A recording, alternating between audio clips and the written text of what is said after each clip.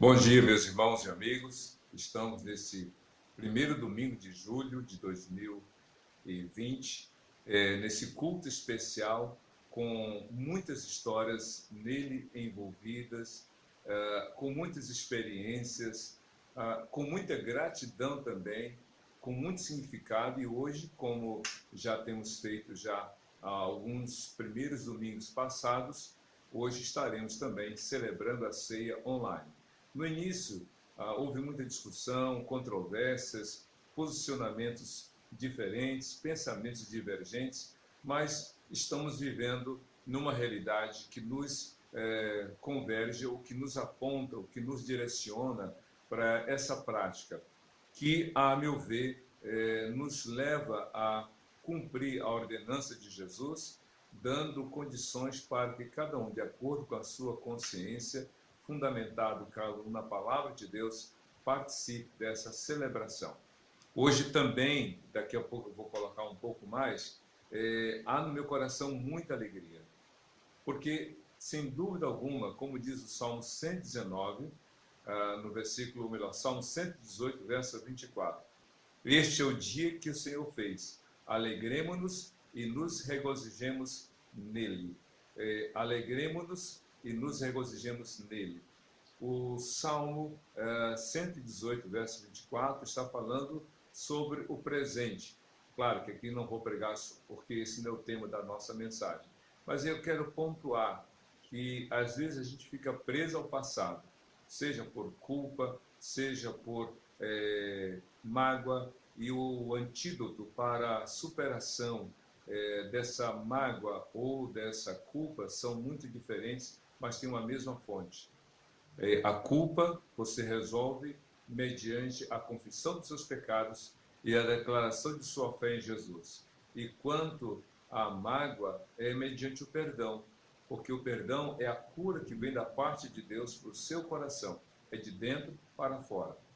Mas outra coisa que também mexe com a gente é o futuro que gera medo, ansiedade, preocupação, tirando o sono, tirando a paz.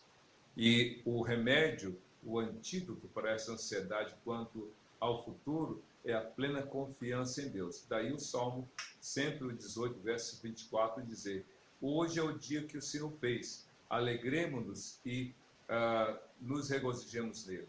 Então, que você supere o que ficou lá para trás e que você confie em Deus quanto ao que virá depois. O importante é que você veja e participe deste culto louvando a Deus hoje, nesse dia, nesse domingo, com a sua família, com os seus, com aquelas pessoas que você ama e que amam você, para que você possa adorar a Deus realmente de acordo com a palavra dele. Então vamos orar entregando a Deus este culto, a fim de que o nome de Jesus seja exaltado, seja glorificado na sua mente, no seu coração, na sua vida e na vida da sua família. Vamos orar? Feche seus olhos, cubra a sua cabeça, oremos ao Senhor. Deus de amor, de graça e bondade, nós te louvamos por esse dia. Muito obrigado pela tua fidelidade, que tu estejas, ó Deus, nos abençoando neste dia, não pelo fato de ser o domingo, porque para ti todos os dias são bênçãos, porque tu concedes a cada um de nós a bênção e o privilégio de dormir, de acordar e de realizar a tua vontade. Que esse dia seja marcante, ó Deus, não somente por aquilo que vamos te oferecer neste culto de louvor e gratidão, mas sobretudo pelo que do Senhor iremos receber pela tua palavra. É isso que nós pedimos, já te agradecendo por tudo isso, em nome de Jesus. Amém. Como eu estava falando no início, daqui a pouco a gente vai orar intercedendo. Para mim, esse é um dia muito marcante, por vários sentidos, por vários significados. Hoje, dia 5 de julho de 2020. É interessante, no dia 26 de junho de 2018, preste bem atenção, faça as contas. 26 de junho de 2018. Nesse dia, eu fiz a primeira publicação do Provérbios para a Vida. Ou seja, eu, lendo a palavra de Deus, eu estava já lendo, acho que 3º ou 4º capítulo, quando Deus colocou no meu coração o desafio de fazer um comentário sobre cada um dos versículos do livro de Provérbios e publicar esses comentários diariamente, do primeiro ao último versículo. E quando eu fui fazer as contas, descobri algo assim que me deixou mais desafiado. O livro de Provérbios tem 31 capítulos, 915 versículos. Se fosse realmente, literalmente, cada um versículo em separado, seriam 915 dias, o que daria aí quase 3 anos de publicação. Mas como alguns provérbios, na verdade, tem mais de 1 ou 3 versículos, como algumas publicações assim deixaram evidência, então hoje, dia 5 de julho de 2020, na verdade, 2 anos e 1 mês, já que em junho de 2019 completou-se 1 ano, e em junho, mês passado, foram 2 anos. Então, 2 anos e 1 mês de publicação diária, todos os dias, sem interrupção. Eu escrevia e publicava os textos. Meu filho Jonathan, em alguns momentos, com a sua habilidade na publicidade, me ajudou na publicação, criando uma arte melhor, colocando uma edição melhor. Mas o importante foi a comunicação. Claro que, como eu disse antes, o objetivo não era fazer um tratado teológico sobre provérbios, me aprofundar nos detalhes, naquilo que diz respeito à interpretação. Foi, como eu disse naquela primeira edição, na primeira publicação, o objetivo não era mandar indireta para ninguém, o objetivo também não era julgar e avaliar e condenar pessoas por seus comportamentos e nem fazer um desabafo quanto aos meus sentimentos e emoções. O objetivo foi tão somente comunicar a palavra de Deus, sem entrar no mérito de quem iria ler, quem iria realmente compartilhar. Meu objetivo foi, como diz Eclesiastes capítulo 11, verso 1, lança o teu pão sobre as águas, porque depois de muitos dias o acharás. Espalhar a palavra de Deus. Como eu gosto muito de dizer, você pode contar quantas sementes tem uma maçã, mas você não pode contar quantas maçãs terão a semente se você plantar, se você cuidar, se você zelar por ela. Então, eu creio que Deus está realmente colhendo frutos dessa publicação. Na verdade, hoje se completam 738 dias. Você imaginou? 738 dias consecutivos compartilhando a palavra de Deus. Então, para mim, foi um crescimento, foi um amadurecimento, foi um aprofundamento na leitura da palavra de Deus no livro de Provérbios. E eu desejo que você possa rever essas publicações que estão no Facebook e que você realmente aproveite, cresça nesse estudo, nessas meditações, nessas reflexões e compartilhe com outras pessoas também, para que assim todos nós cresçamos. Mas hoje também é um dia especial, porque hoje é meu aniversário. Então Deus me presenteou no dia do meu aniversário. Hoje eu completo 57 anos. Só faço isso porque realmente não dá para ignorar um dia tão especial para a minha vida. E eu comemoro esses 57 anos de vida com a minha esposa Ana Paula. Esse ano nós faremos 28 anos de casado e temos um filho que esse ano vai completar 25 anos de vida. Então, louvado seja Deus por ele completar essa data especial 5.7, como alguns gostam de falar, no reducionismo da sua idade, 57 anos, louvando a Deus, adorando o Senhor e fazendo aquilo que tem para mim muito significado, pregar a palavra de Deus. Não é algo só que eu gosto de fazer, é uma missão que Deus me deu e eu faço com muito amor e alegria, porque eu sei do valor dessa palavra e da repercussão eterna que ela terá na mente e no coração daquele que a ouve, que a recebe, que a aguarda e que nela crê. Por isso, eu quero orar nesse momento, agradecendo a Deus por essas ocasiões especiais. Também, como já tenho colocado, esse semestre foi muito difícil para a vida acadêmica. Eu sou psicólogo em formação e estudar em meio à pandemia foi outro desafio, não só para mim, mas para os meus colegas, para os professores, para a coordenação do curso de Psicologia na Unigran Rio. E eu louvo a Deus pelo empenho de todos, da coordenação, dos professores e os colegas, uns ajudando aos outros, para que não desistam, para que permanecessem realmente nesse caminho. E agora encerramos essa penúltima etapa do curso de formação, esperando que 2020.2, que é o segundo semestre, no 10º e último período, Deus nos abençoe nesse novo normal, que não sabemos como será a vida após a pandemia, mas sabemos que Deus está no controle. E eu quero então, nesse momento, lembrar do Salmo 103, para esse momento de gratidão por esses e tantos outros motivos. O Salmo 103 diz assim: bendiga, ó minha alma, o Senhor, e não se esqueças de nenhum dos seus benefícios. Bendiza, ó... Vou repetir porque eu falei errado. O Salmo 103 diz no verso 1: bendiga a minha alma ao Senhor, e todo o meu ser bendiga o seu santo nome. Bendiga a minha alma ao Senhor, e não se esqueças de nenhum só dos seus benefícios. É uma gratidão que envolve a vida por inteiro, é a gratidão que vai além de um momento, é todo ser envolvido num estilo que realmente expressa a gratidão ao Senhor. Vamos orar então? Curve a sua cabeça, feche seus olhos, oremos ao Senhor. Deus de amor, de graça e bondade, nós te louvamos por esse dia, pela tua palavra, que tu renoves a nossa fé, que tu nos dês a bênção e o privilégio de continuarmos seguindo a tua vontade.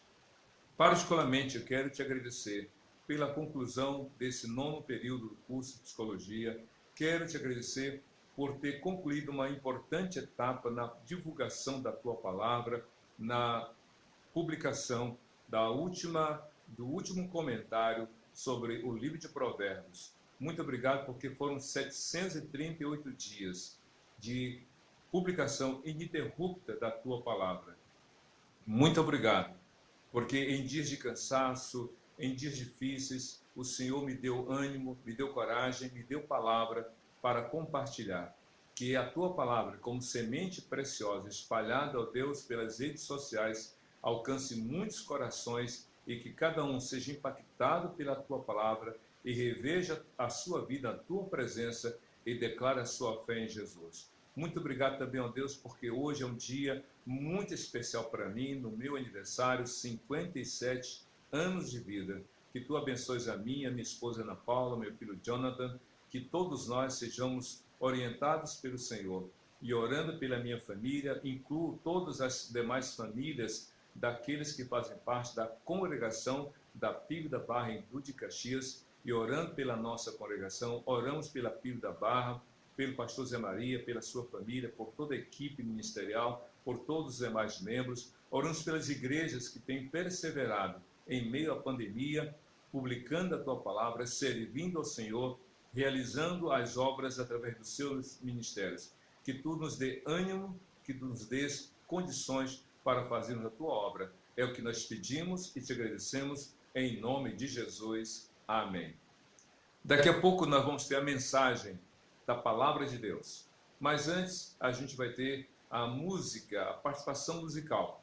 Essa participação musical que será apresentada como preparação para a reflexão. Você está vendo aí na tela essa mensagem sobre dízimos e ofertas. Nós estamos desafiados para fazer uma pequena reforma na nossa congregação, e isso envolve custos, e para tanto precisamos da cooperação e da participação dos membros da nossa igreja, dos membros dos familiares. Oramos para que realmente todos estejam envolvidos e para que haja maior condição de participação na entrega dos dízimos e das ofertas, das contribuições para esse desafio.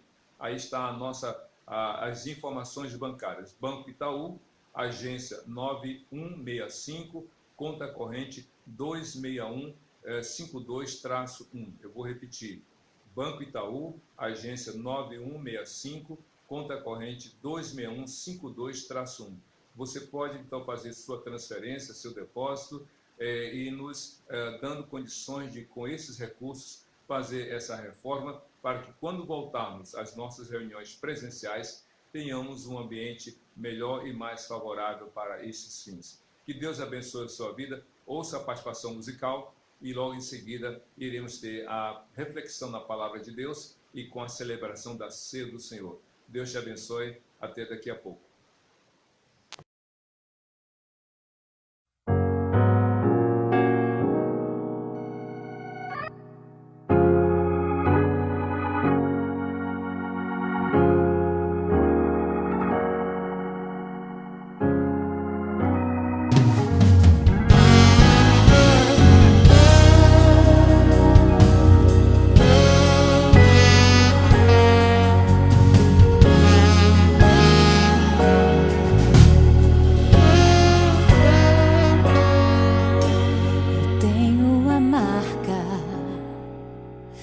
Cristo em mim. Eu fui comprado pelo sangue carmesim. Eu que pensava que pra mim não tinha jeito, Jesus deu um jeito pra mim.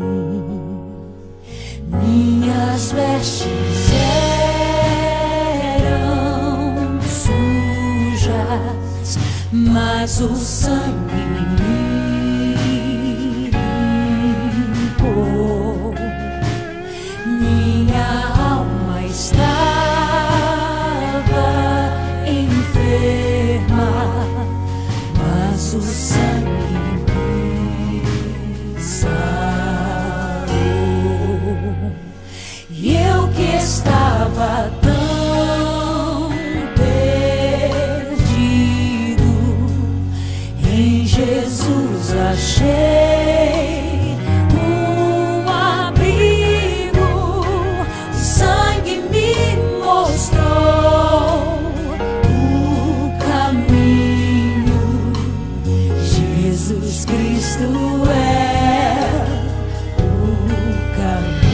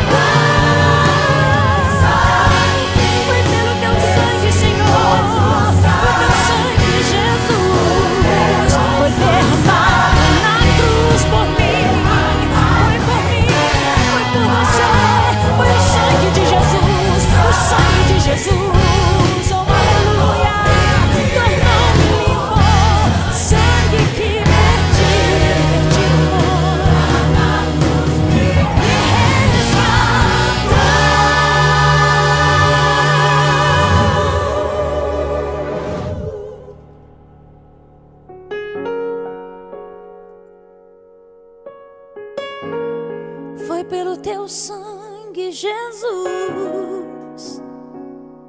O teu sangue vertido na cruz foi em meu favor, foi em teu favor. Obrigado, Jesus. Obrigado, Jesus. Obrigado, Jesus. Foi pelo teu sangue, foi pelo teu sangue, foi por amor, pelo teu sangue, Jesus. Sangue vertido na cruz, foi por amor, foi por amor, foi por amor, foi por amor, por ti, por mim, pecador. O teu sangue vertido na cruz. Obrigada, Jesus.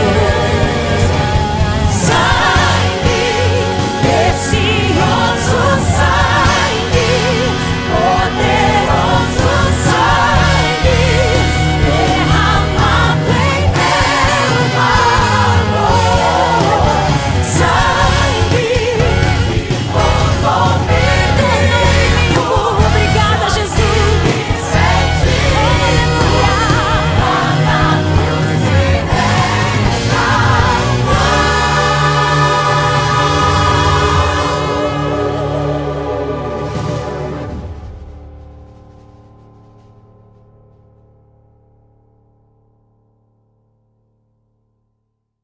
Muito bem, irmãos e amigos, esta música que você ouviu, esta canção, pode ter sido uma música que você já conhecia e deve ter cantarolado, solfejado, cantado também com essa participação musical. Ou então, ela foi de alguma forma um instrumento da parte de Deus para você meditar, refletir e preparar o seu coração para essa breve reflexão. Quero então convidá-lo a abrir sua Bíblia no livro de Lucas, capítulo 15, dos versos 25 ao 32. Esse texto é muito conhecido. É a parábola do filho pródigo. Alguns estudiosos dizem, que essa parábola é a chamada rainha das parábolas de Jesus. Por quê? Porque de todas as parábolas, e são muitas, só no capítulo 13 de Mateus, você encontra ali 7 ou 8 parábolas sobre o reino de Deus. Mas não se resume o número de parábolas àquele texto. A prova disso é Lucas capítulo 15.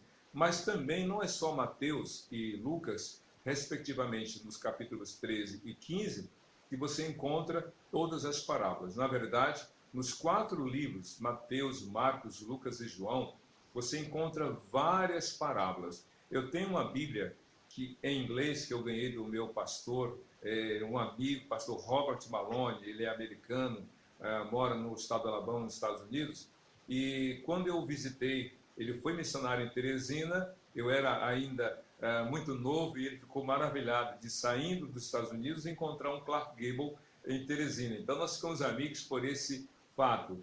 E eu fiquei muito próximo da família dele, a esposa dele, Débora. Eles têm 3 filhos, que hoje já são jovens, casados, eu suponho. E quando eu visitei em São Paulo, ele saiu de Teresina para São Paulo, fui lá visitá-lo, eu era seminarista, e ele me deu uma Bíblia em inglês, da Nova Versão Internacional. E eu lendo no meu parque em inglês, eu li fragmentos daqueles textos bíblicos e encontrei lá uma informação que apresenta didaticamente todas as parábolas de Jesus. Eu sugiro a você esse saudável exercício de fazer uma listagem. Leia todos os 28 capítulos de Mateus, os 16 de Marcos, os 24 de Lucas e os 21 de João, e faça uma anotação de todas as parábolas de Jesus. Existe uma Bíblia, não me lembro agora qual é, que tem as palavras de Jesus em vermelho. Isso facilita a identificação das parábolas que ele contou. Faça esse exercício e anote todas as parábolas que Jesus contou, e você vai ver que de todas elas, o que você mais ouviu falar e de pregações, a parábola do filho pródigo. E aqui está essa narrativa que vamos fazer daqui a pouco sobre essa parábola. Mas eu quero pensar com você nessa manhã sobre essa mensagem. não fique de fora dessa celebração.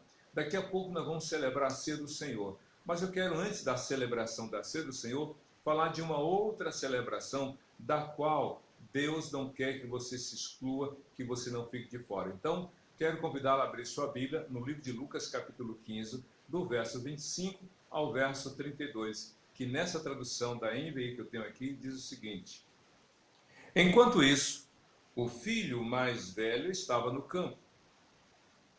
Quando se aproximou da casa, ouviu a música e a dança.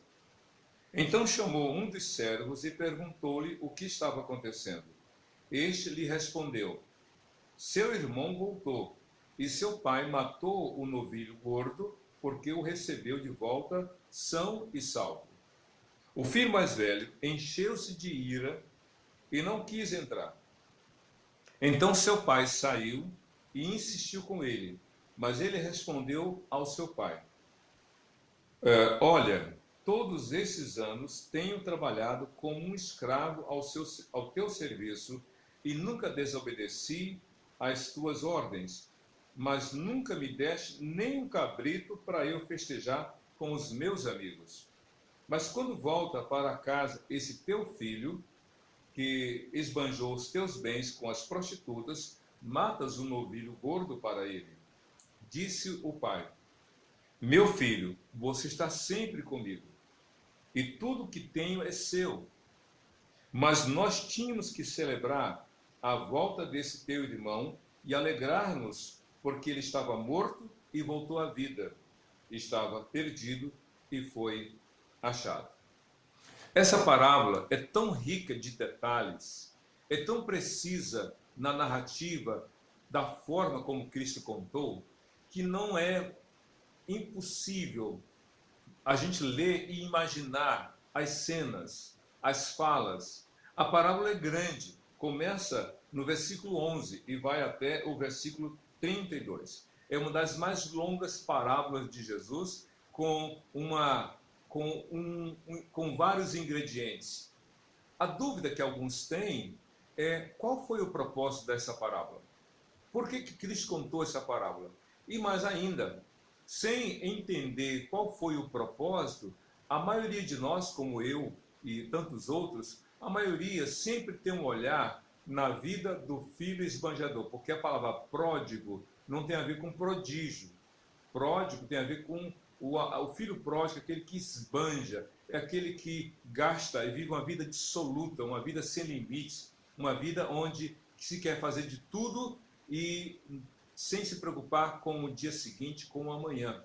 Então, em função dessa vida tão inconsequente, naturalmente que o nosso olhar é para o filho pródigo. Mas não foi esse o propósito. Pelo contexto, porque a parábola está dentro de um contexto, o contexto dessa parábola era a incompreensão que os escribas e fariseus tinham quanto às atitudes de Jesus. Porque Jesus foi visto pelos escribas e fariseus como alguém que vivia fora do padrão religioso, no sentido de que Jesus andava com as pessoas mal faladas, com pessoas que eram dissociadas de uma convivência social por uma série de incompreensões, pessoas que estavam sendo criticadas, pessoas que não tinham direito não só da convivência religiosa ou social, mas das práticas religiosas muito bem defendidas pelos escribas e fariseus e demais autoridades religiosas. E Jesus andava com essas pessoas e comia com elas e tinha uma atenção maior a essas pessoas. Então, de alguma forma, Jesus era criticado por causa dessa postura, por causa dessa atenção, por causa desse amor que ele realmente demonstrava. Claro, amor a todos, mas em particular aquelas pessoas que eram dissociadas de uma convivência social, que não eram benquistas, que não eram amadas, eram rejeitadas. E então, para mostrar como é o amor de Deus, então Jesus conta essa parábola. E essa parábola, então, quando a gente entende o propósito dela ou o contexto, a gente vai atentar para o amor do Pai. O foco dessa parábola não é o filho pródigo, e nem um filho mais velho, mas o amor do Pai, esse amor reconciliador, esse amor que perdoa, esse amor que integra, esse amor que aproxima, esse amor que está de braços abertos para receber todo aquele que arrependido volta para os braços do Pai.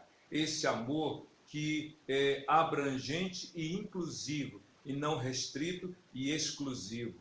Esse amor que integra, esse amor que aproxima, esse amor que restaura. Porque quando o filho pródigo voltou, houve o perdão, houve a reconciliação e houve a restauração física e material e houve a festa.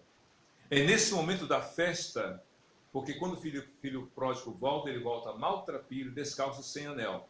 O pai o abraça, o beija, manda trazer roupa nova, calçados novos e um anel novo, manda preparar o boi cevado, porque a palavra boi cevado, ou a expressão, era aquele animal guardado para a ocasião própria, ou seja, no final do ano vai ter uma festa, então vamos preparar esse boi para aquele churrasco, se fosse nos dias de hoje. Então o boi cevado ele era guardado para uma ocasião especial. Então quando o filho volta, o pai faz tudo isso e manda os seus empregados prepararem uma festa para celebrar. Por quê? O filho dele estava morto e reviveu, tinha se perdido e foi achado. Então o filho mais velho volta para casa vindo do campo. Olha só que coisa muito contrastante. O filho mais novo volta da bagunça, volta do mundão, volta da prática errada, volta de uma vida dissoluta, volta maltrapilho, com cheiro de porco, porque estava no chiqueiro cuidando dos porcos, volta totalmente numa imagem vexatória, vergonhosa. Mas o pai o abraça, sente o cheiro de lama, de porco, o abraça, o beija e restaura. Já o filho mais velho vem do campo, vem da labuta, vem do trabalho, vem das suas obrigações, digamos assim, dentro do ambiente familiar. E quando ele volta, de longe, diz a Bíblia, ele escuta o som das músicas, ele diz aqui, da música e da dança. Ele encontra um festejo, ele encontra uma festa, ele encontra uma celebração. E diz a Bíblia aqui que quando ele ouve isso, quando ele percebe que há algo diferente, que a rotina foi quebrada, mas ele não se alegra, ele desconfia que alguma coisa que ele não esperava que acontecesse, aconteceu. E então, imaginamos aqui, confirmar, ele fica do lado de fora. E ele então chama um dos empregados. Tipo assim, vamos imaginar se ele cruza os braços e pergunta ao empregado: o que está vendo aí? Que negócio é esse? Que festa é essa? E aí o empregado, com toda a inocência, mas já respondendo a pergunta, ele diz o seguinte: seu irmão voltou. E seu pai matou o boi gordo, o boi cevado, e o recebeu de volta. Porque o recebeu de volta são e salvo. Teu pai está celebrando. Teu pai está festejando a volta do teu irmão. Teu pai fez uma grande festa para celebrar o retorno do teu irmão. Meu querido, essa parte da parábola é muito impactante. A gente não tem que celebrar a morte. A gente não tem que celebrar a perda. A gente não tem que comemorar a derrota, o fracasso. Mas há pessoas que estão muito mais dispostas a comemorar a derrota, a perda, o fracasso, a destruição, do que celebrar o retorno, a renovação, o recomeço, a restauração e a reconciliação. Há pessoas com coração tão endurecidos, Há pessoas que estão com o coração tão realmente voltado para as coisas materiais que não valorizam a vida. É interessante, se você ler Marcos capítulo 5, por exemplo, eu já preguei sobre isso, sobre o gadareno, aquele homem que, morando na terra de Gadara, fora encontrado nu urrando feito animal, se ferindo com pedras, andando pelos sepulcros e montanhas, sozinho, abandonado, porque ninguém conseguia lidar com ele. E quando Jesus liberta aquele homem de 6.000 demônios, porque era uma legião de demônios, quando Jesus liberta, transforma, os donos, os que cuidavam dos porcos, que pereceram no mar, eram 2.000 porcos, eles vão para a cidade, contam os fatos, e quando a multidão vai ver o que tinha acontecido, diz a Bíblia que o homem, ex-endemoninhado, ex-vitimado pelas ações malignas, que andava naquelas condições degradantes, estava sentado, vestido e em perfeito juízo. E mais, conversando. E então diz a Bíblia que aqueles moradores daquela região expulsaram Jesus. Como assim? Como?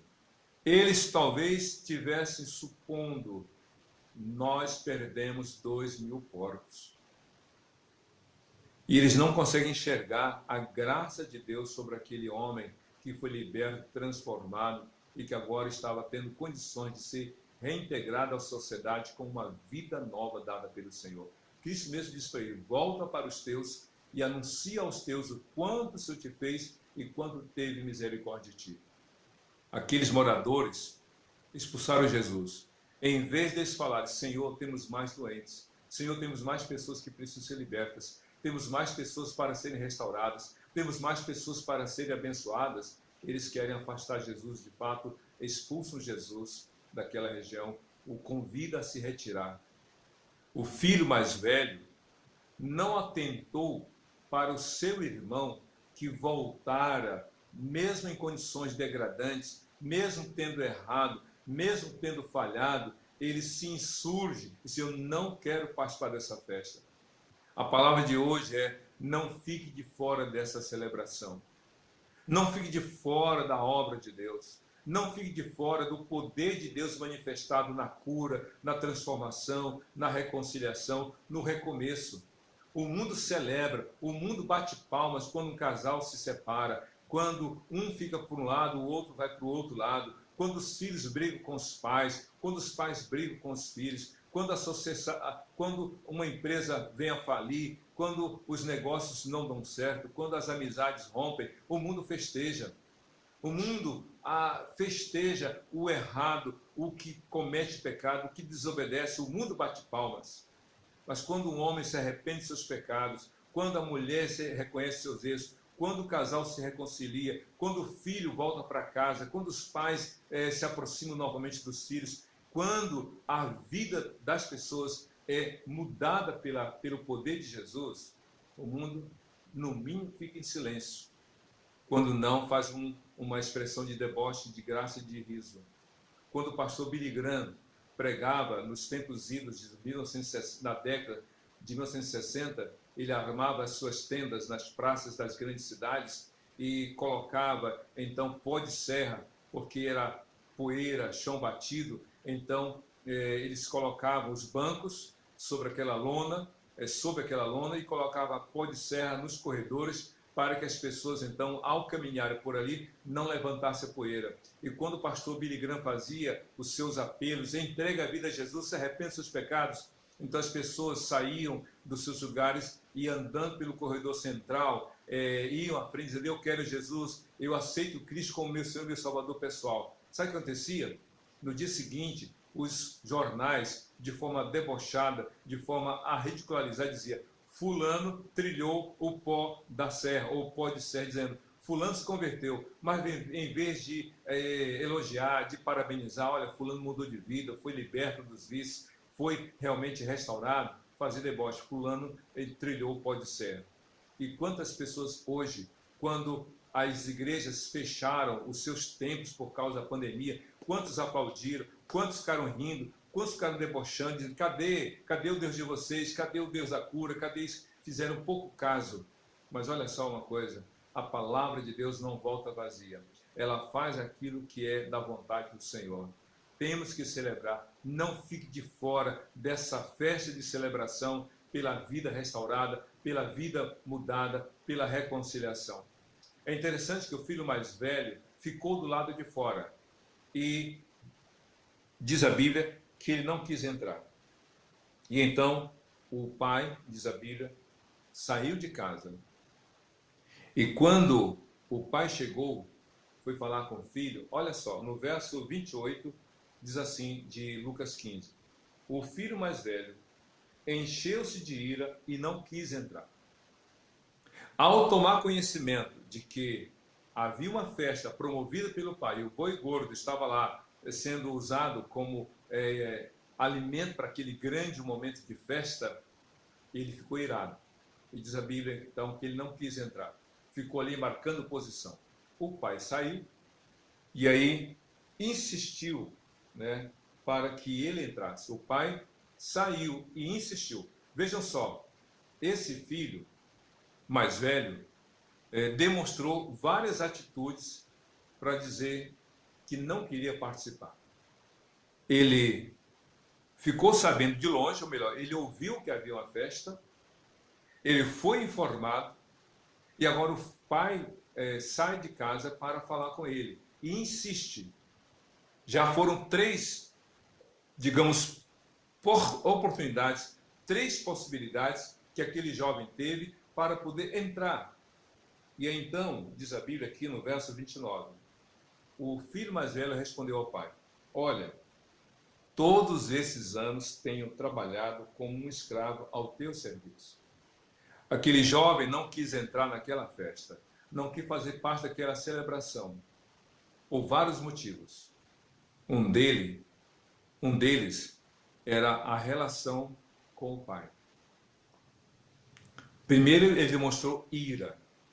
E segundo, a relação dele com o pai não era relação paternal, entre pai e filho. O filho tinha uma visão errada do pai. Ele se achava escravo e o pai um senhor. Tipo o senhor de engenho, na época da escravatura no Brasil. Pois bem, na época da escravidão, havia o senhor de engenho e havia a casa grande e a senzala. A casa grande era a casa de cima e embaixo a senzala, onde moravam os escravos. Eu não sou teu filho.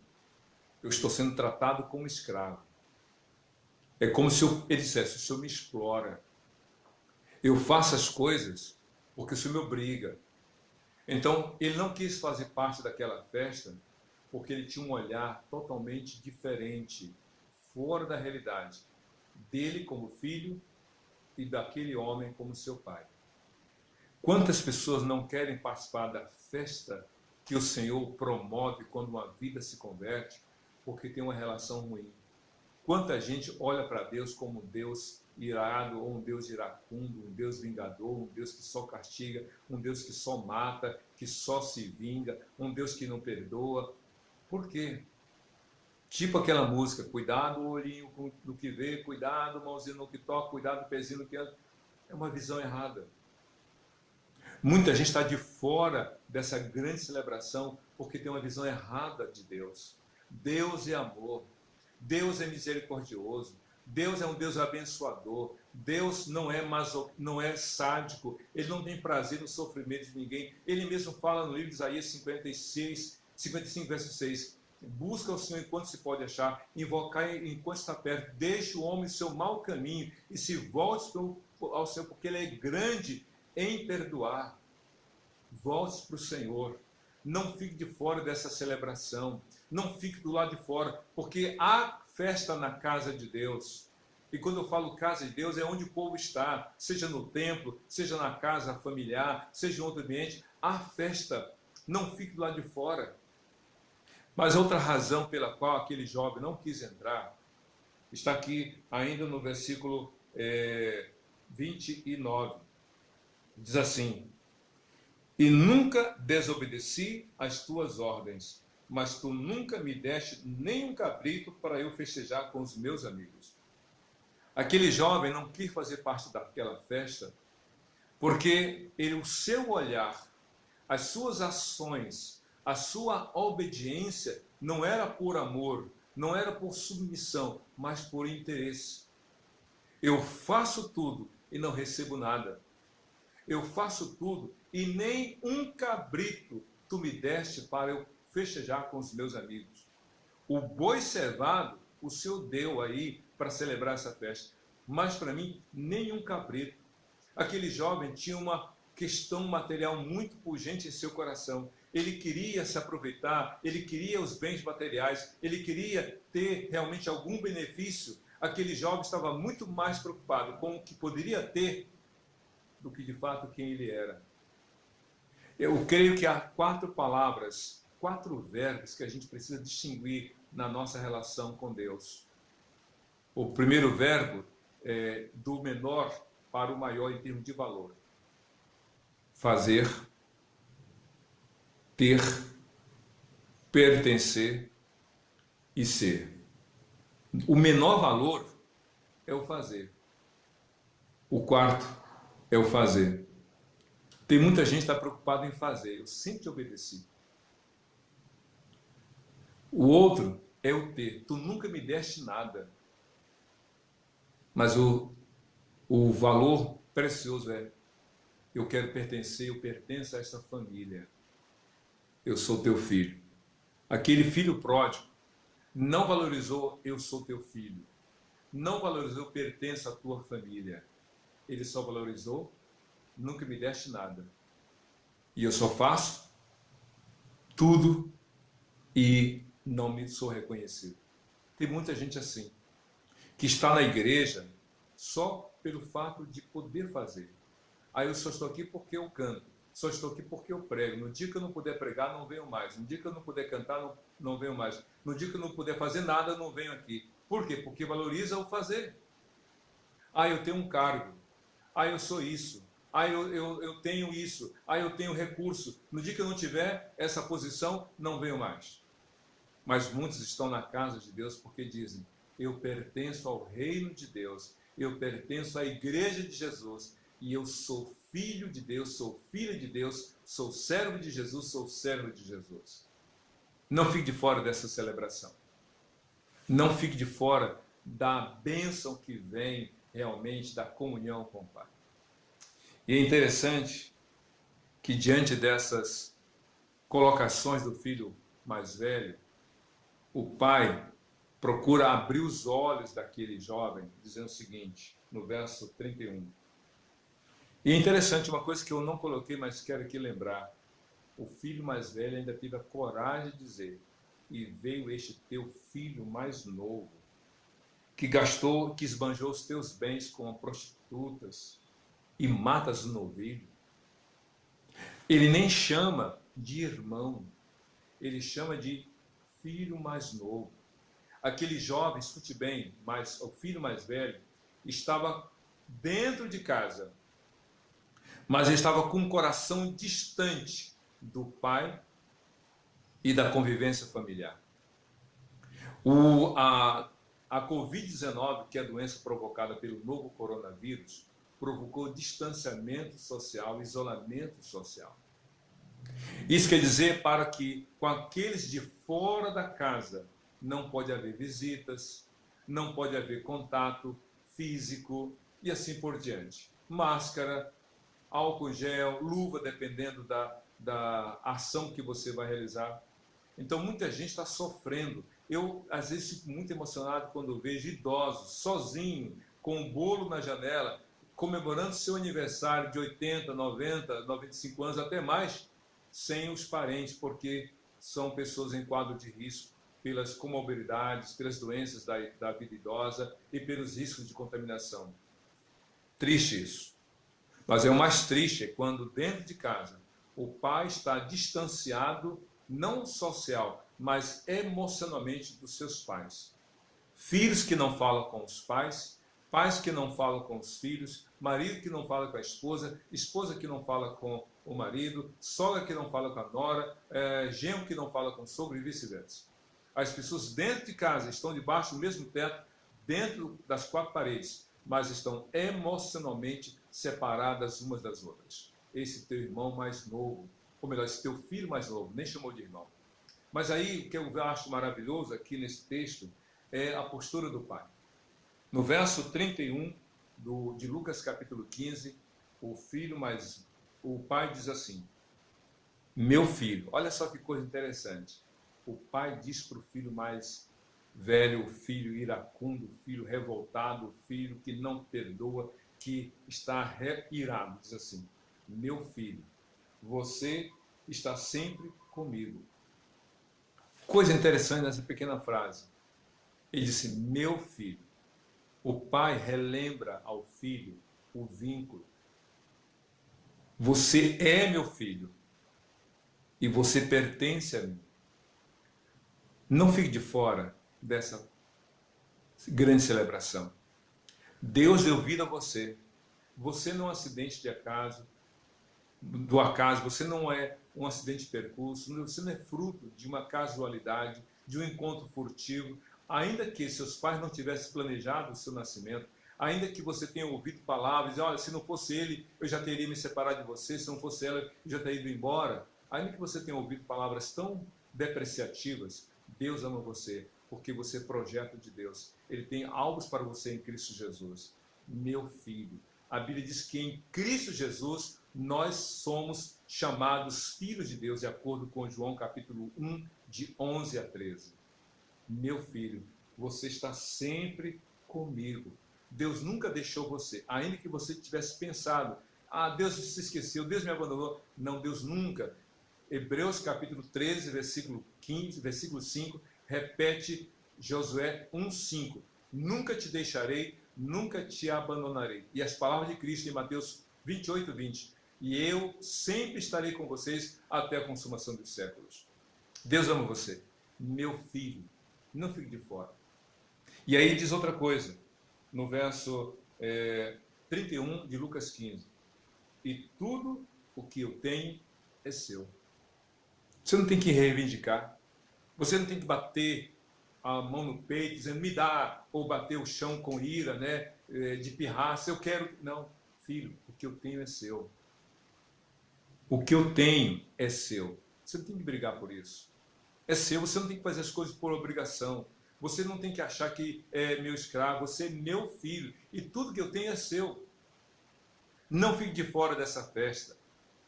O mundo engana você, o mundo diz que o que está no mundo é seu e não é. Entre os que têm vícios não existe amizade, existe interesse. A Bíblia diz que, no caso das prostitutas, em Provérbios capítulo 6, diz assim: porque o preço da prostituta é um pedaço de pão, mas a mulher adúltera quer a vida do homem. Não há amor, só há interesse. Seja por um pedaço de pão ou pelos bens de uma pessoa. Por isso que há mortes no mundo da violência. Ninguém tem amor um ao outro, tem interesse. O mundo engana você. Só pai e mãe amam de fato você. Quantos já abandonaram você, deixaram você no meio da esquina, ao relento, desprovido de amor, de cuidado e valorização, e seu pai abraçou e acolheu você? O mundo rejeita você, mas Deus ama você. E então o pai diz assim, no verso 32, mas nós tínhamos que celebrar a volta do teu irmão. Lembra? O filho tinha dito para o pai, esse teu filho mais novo, não, ele é teu irmão. Ele é teu irmão. Ele é meu filho, tanto quanto você é, mas ele é teu irmão. Veja as pessoas que estão na sua casa. Veja seu marido, veja sua esposa, veja seus filhos, veja seus pais, veja seus irmãos. São amados do Senhor. Eles podem ter errado, podem ter falhado, podem ter pecado, e isso Deus reprova. Mas a questão toda é a celebração pela transformação no poder de Jesus. Entre para dentro da casa, entre para a casa, celebre, porque o filho estava morto e reviveu, tinha se perdido e foi achado. Celebrar a vitória, celebrar a bênção, celebrar a restauração da vida. Nós vamos celebrar a ceia daqui a pouco e você vai ter a oportunidade de dizer para Jesus, Senhor, eu quero fazer parte dessa festa. Eu quero celebrar o teu amor em Cristo Jesus. Eu quero celebrar, ó Deus, o que Cristo fez para mudar, para restaurar a vida das pessoas. Nós vamos orar pedindo a Deus que Ele nos prepare para a celebração da ceia nesse momento. Feche seus olhos, curva sua cabeça. Deus de amor, de graça e bondade, nós estamos aqui para celebrar a ceia do Senhor como consequência, como resultado da vida nova em Cristo Jesus. perdoa os nossos pecados, quebranta os nossos corações e que haja alegria por nós sermos do Senhor, pertencermos a Ti, ao Teu reino, para que então possamos fazer a Tua obra com os dons que Tu nos deste. Oramos assim, gratos por tudo, em nome de Jesus. Amém e amém. Vamos celebrar a ceia do Senhor. Muito bem, irmãos e amigos, nós vamos celebrar agora a ceia do Senhor. Eu creio que aí, nesse momento, você já deve ter separado os elementos da ceia, o pão e o cálice. Volto a insistir de dizer que a celebração da ceia é um privilégio, sim, é uma ordem, uma ordenança dada por Jesus, e é um privilégio para que participe dela aqueles que atendem aos seguintes básicos pré-requisitos estabelecidos pelo próprio Senhor. Celebrar a ceia é para aquele que com a sua boca confessou a fé em Jesus e entregou o seu coração para Ele, que foi batizado, batismo bíblico, por imersão, de acordo com os ensinos na palavra do Senhor, e que vive em comunhão com Cristo e com a sua igreja, ainda que não estando no mesmo lugar, o templo, nós estamos em comunhão uns com os outros no nome de Jesus. Sendo assim, nós vamos nos lembrar do que a Bíblia diz em 1 Coríntios, capítulo 11, verso 23. É um texto que a gente lembra e lê periodicamente, ou na maioria das vezes, quando vamos celebrar a ceia do Senhor. E então, 1 Coríntios 11, 23, a Bíblia diz assim: pois recebi do Senhor o que também lhes entreguei, que o Senhor Jesus, na noite em que foi traído, tomou o pão, e tendo dado graças, partiu e disse: isto é meu corpo, que é dado em favor de vocês. Façam isso em memória de mim. Da mesma forma, depois da ceia, ele tomou o cálice e disse: este cálice é a nova aliança no meu sangue. Façam isso sempre que o beberem em memória de mim. Então, os elementos da ceia são o pão e o cálice. O pão, como vocês verão aqui, o pão simboliza, representa o corpo de Jesus. O pão é pão. Esse aqui é pão de milho. Pode ser de trigo, de outro material, pão de batata. O que importa é o simbolismo que esse pão aqui está representando, o corpo de Cristo. O pão não se transforma no ato da ceia em corpo de Cristo. Ele continua sendo pão, porque Cristo diz: faça isso em memória de mim. Não há nada de especial no pão. Não é um pão santo, um pão milagroso, não. É um pão simples, mas que nesse momento da ceia, ele nos faz lembrar do corpo de Cristo que foi entregue na cruz por todos nós. E o segundo elemento da ceia é este cálice. Cálice que contém suco de uva. É só suco de uva. Não tem nada de milagroso, não tem. Esse suco de uva não se transforma no sangue de Jesus, porque Cristo estava vivo quando disse: este é o cálice da nova aliança feita no meu sangue. Aliança é comunhão. Então, a celebração da ceia é exatamente esses elementos. A Páscoa do judeu era celebrada com 4 elementos. O cálice, que continha o vinho, que era o mosto, o suco de uva integral. Havia o pão asmo, ou pão ázimo, que era o pão sem fermento. Havia o isopo, que era uma espécie de erva amarga usada nos atos cerimoniais, e havia o cordeiro. E aí tem esses elementos. Todos esses 4 elementos tinham um significado dentro da celebração da Páscoa. No caso do vinho ou do cálice, lembrando realmente, olhando para o sacrifício de Cristo que ainda viria, também o próprio sangue do cordeiro. Havia a erva amarga para lembrar dos 430 anos de escravidão, de vida amarga dos hebreus no Egito. O pão asmo, ou pão asmo sem fermento, feito às pressas, porque eles deveriam sair de forma urgente após a celebração da Páscoa. E o cordeiro, que deu a vida para realmente, com o seu sangue colocado nos umbrais da porta, protegesse a família do destruidor que iria lançar a morte sobre o primogênito de cada família. Quando Cristo instituiu a ceia, ele tirou esses 4 elementos, deixando apenas 2. Por quê? Ele disse: eu sou o pão vivo, não há pão mais asmo. Ele deixou o pão ali não com o pão sem fermento, mas eu sou o pão vivo. Ele deixou o pão e ele deixou o cálice, mas tirou as ervas amargas, ou seja, em Cristo não há mais vida de amargura. Ele nos libertou. E ele tirou o cordeiro animal para dizer, eu sou o cordeiro que realmente dou a vida por vocês. Então, nós celebramos a ceia apenas com 2 elementos, o cálice e o pão. Lembrando que as ervas amargas já não existem mais dentro da celebração da ceia, e Jesus é o cordeiro que morreu e ao 3º dia ressuscitou. Então vamos orar agora para que nessa celebração, você com aqueles que estão ao seu redor, que estão dentro daquilo que Deus estabeleceu, salvação em Cristo, que foram batizados de acordo com a palavra de Deus, que estão em comunhão com o Senhor, possam então celebrar. Vamos então orar nesse momento, pedindo a Deus que Ele nos abençoe na celebração da ceia neste dia tão maravilhoso. Oremos. Deus de amor, estamos aqui nesse momento, celebrando a ceia do Senhor e oramos para que Teu Espírito Santo confirme em nosso coração a Tua palavra, para que vivamos fazendo a Tua vontade. É o que nós te pedimos e já te agradecemos em nome de Jesus. Amém. A Bíblia diz, conforme nós lemos, que Jesus naquela noite, ele pegou o pão e disse, este é o meu corpo que é dado por vocês, que é partido por vocês. Façam isso em memória de mim. Comamos.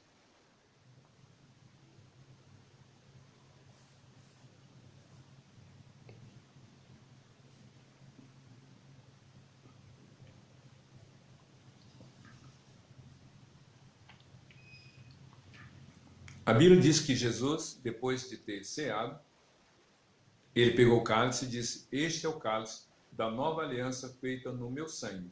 Façam isso todas as vezes que o beberdes em memória de mim. Tomemos.